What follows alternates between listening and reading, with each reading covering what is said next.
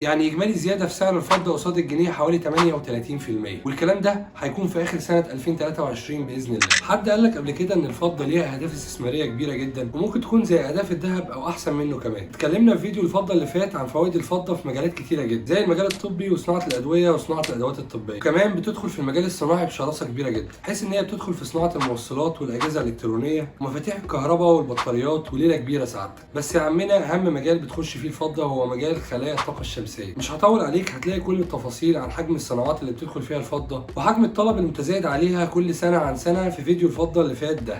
بس هعيد عليك نفس الجملة تاني، الفضة يا صديقي هي المستقبل بجد. يلا بينا ندخل على أهداف الفضة بالجنيه المصري، ازاي نستثمر فيها ونشتريها منين وبكام. وقبل ما نبدأ في القصة دي، في فيديو كنت عملته عن معدل الفايدة والفيدرالي الأمريكي، أتمنى إنك تتفرج عليه عشان تفهم الموضوع بشكل أحسن. يلا بينا. آخر فيديو اتكلمنا عليه كان سعر أوقية الفضة حوالي 23.5 دولار للأوقية. توقعت وقتها إن هو هيختبر منطقة ال 24 دولار للأوقية، ولو قدر انه يكسرها هيكمل لمنطقه ال 28 دولار للأوقية. وطبعا حابب اقول لك هنا يا صديقي ان سعر الفضه بيتاثر بشكل ما بسعر الذهب، والمعدنين الاهم في العالم من حيث الطلب كانوا بيواجهوا مقاومات سعريه في نفس الوقت. الذهب كان عند منطقه ال 2000 دولار والفضه كانت عند منطقه ال 24 دولار زي ما قلنا. اما عمك بايدن رئيس امريكا العجوز هو ومحافظ البنك المركزي طلعوا تصريحات غريبه جدا كده. الحقيقه ان هم ضربوا كرسي في القلوب وقالوا ان الاقتصاد الامريكي بيتعافى بشكل جيد، وان معدلات رفع الفايده مش هتقف وكمان هتستمر، ويمكن كمان ترجع تزيد من ربع في المية لنص في المية او 75%، والكلام ده هيكون على مدار الاجتماعات القادمه للفيدرالي. طبعا الكلام ده حصل بعد ما كانت الفايده نزلت لاقل وتيره رفع ليها في شهر فبراير وهي ربع في المية فقط. طبعا كلام امريكا متمثله في رئيسها ومحافظ البنك الفيدرالي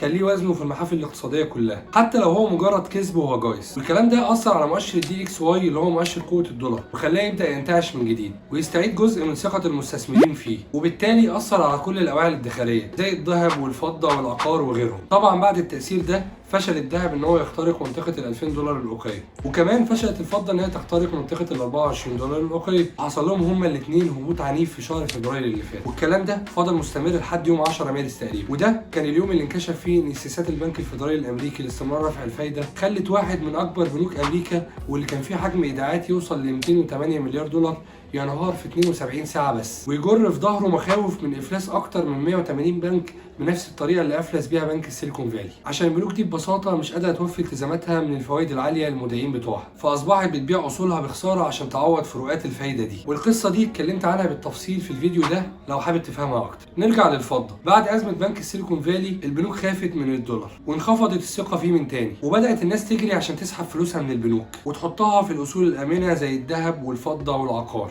ومن هنا ارتدت اسعار الفضه بشكل خرافي، والكلام ده حصل في اقل من شهر، من 20 دولار للأوقية ل 24 دولار في حوالي 3 اسابيع بس. ودلوقتي بعد ما فهمت معايا احب اقول لك ان الفضه وبنسبه كبيره جدا هتكسر منطقه ال 24 دولار وتوصل كمان لمنطقه ال 28 دولار، وتوصل بعدها للمقاومه الرئيسيه عند منطقه 34 دولار للأوقية. وبالنسبه للمدى الزمني فانا اتوقع ان احنا هنوصل لمنطقه ال 28 دولار، يعني حوالي 17% زياده في السعر العالمي بعد حوالي 3 شهور من دلوقتي. واغلب الظن ان احنا هنكمل باذن الله منطقه ال 34 دولار، يعني زياده اضافيه 21%، وده هيكون باذن الله في اخر سنه 2023. اما بالنسبه لسعر دولار الفضه في مصر فصدق او لا تصدق، التجار حاليا بيحسبوه على 40 جنيه، لان جرام الفضه عامل بالدولار حوالي 75 سنت، يعني بالمصري حوالي 23 جنيه، بينما لو حاولت تشتري الجرام ده من المحلات هتلاقيه في رينج من 30 ل 31 جنيه، الكلام ده كمان من غير مصنوعات. استغلال فاخر من الاخر يا عمنا. وعشان كده فحساباتي للزياده النهارده مش هيكون فيها اي زياده اضافيه لدولار الفضه قصاد الجنيه، لان هو فعليا وصل ل 40 جنيه. يعني اجمالي زياده في سعر الفضه قصاد الجنيه حوالي 38%، والكلام ده هيكون في اخر سنه 2023 باذن الله، وهنحدث السعر باذن الله اول ما يوصل لمنطقه ال 28 دولار للأوقية. وكده الفضه ما عندكش غير حلين عشان تستثمر فيها صح. اول حل هو انك تشتري فضه مستعمله من افراد، ساعتها هتوفر كتير في بند المصنعيه، وكمان هتوفر على نفسك البند بتاع استغلال التاجر اللي بيحسب فرق تحوط كبير جدا وبيحسب لك الدولار على 40 جنيه، او انك تشتري سبائك فضه من الاوزان الكبيره عشان تحاول توفر على قد ما تقدر في سعر المصنعيه. وهنا سألت في شركة بي تي سي مصر ولقيت أوزان وأسعار السبائك عيار 999 كالآتي: الأوزان المتوفرة هي 10 جرام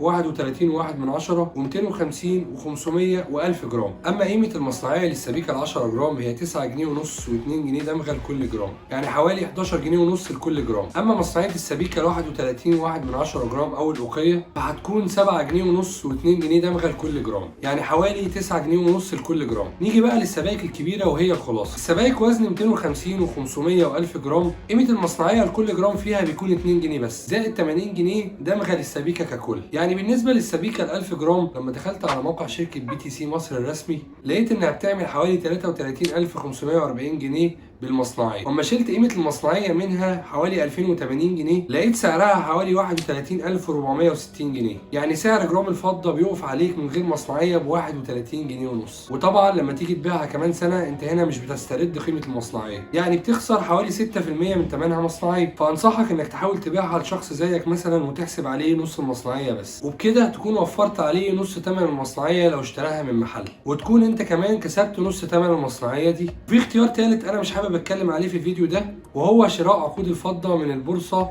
زي الاسهم او السندات كده، ولكن مش هقدر اتكلم عليه بالتفصيل في الفيديو ده عشان ما يبقاش طويل عليكم. انصحك بايه؟ لو معاك فلوس مش محتاجها لحد اخر السنه بشكل ضروري، او مش قادر تشغلها في مشروع يكون ارباحه فوق ال 35% لحد اخر السنه، فالفضه هتبقى استثمار جميل جدا ليك باذن الله، وخصوصا سبائك الفضه من الاوزان التقيله. بس كده يا سيدي، لو عجبك الفيديو يا ريت تدعمني بمتابعه ولايك وشير، وشكرا لكم.